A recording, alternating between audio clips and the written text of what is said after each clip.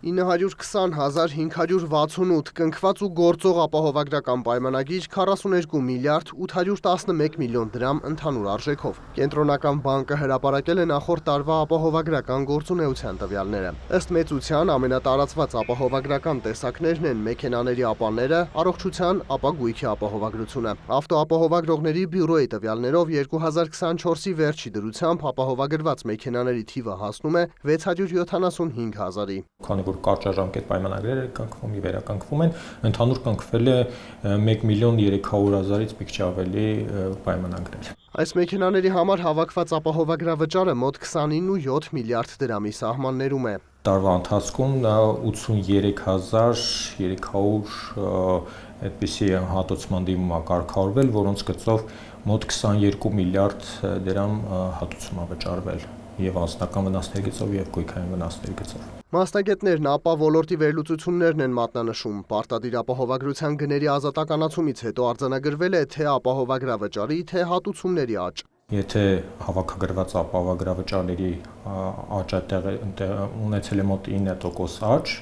ապա հատուցման գումարների աճը 20%-ից ավելի 23% աճ են ունեցել հատուցումների եւ նաեւ ավելի կայուն ցուցանիշ կարող է համարվել նաեւ միջին հատուցումների չափը, այսինքն կոնկրետ դեպքով ինչքան է հատուցում միջինում, նա դրա գծով ունեցել ենք 11.3% աճ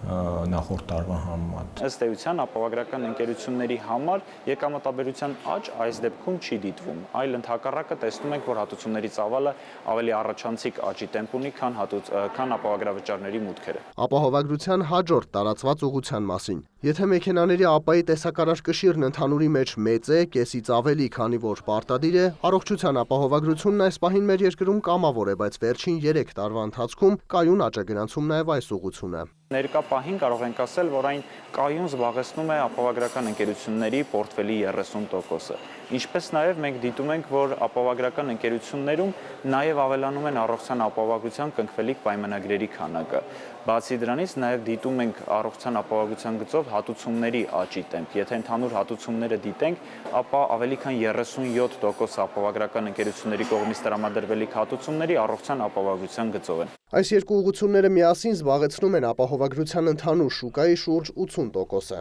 Հայաստանի Հանրապետությունում ոչ կյանքի ապահովագրության գծով իրականացվում են գրեթե բոլոր դասերով ապահովագրություն, սակայն նրանց զարգացման տեմպերը, աճի ծավալները բավականին ավելի զուսպ են, քան առողջության ապահովագրությանը կամ ԱՊԱ-ինը։ Մեր երկրում գործող ապահովագրականները չեն ապահովագրում միայն մարդկանց կյանքը։ Գագիկ Հակոբյանը բացատրում է, կյանքի ապահովագրության համար ընկերությունները պետք է իրավունք ստանան օրենսդրական փոփոխությունների արդյունքում։ Պակաս կարևոր չեն նաև բավարար տնտեսական նախադրյալները։ Փորձագետը մեկ այլ ուսումնասիրություն է արել։ Առողջապահության պայմանագրերի 95%-ը իրավաբանական անձինք են կնքել աշխատակիցների համար, ինչը նշանակում է, որ ֆիզիկական անձանց շրջանում ապահովագրական այս պրոդուկտը այնքան էլ գրավիչ ու տարածված չէ։ Մուշեղ Իսախանյան, Հերմինե Բաղդասարյան, Աշոտ Խաչատրյան, լուրեր։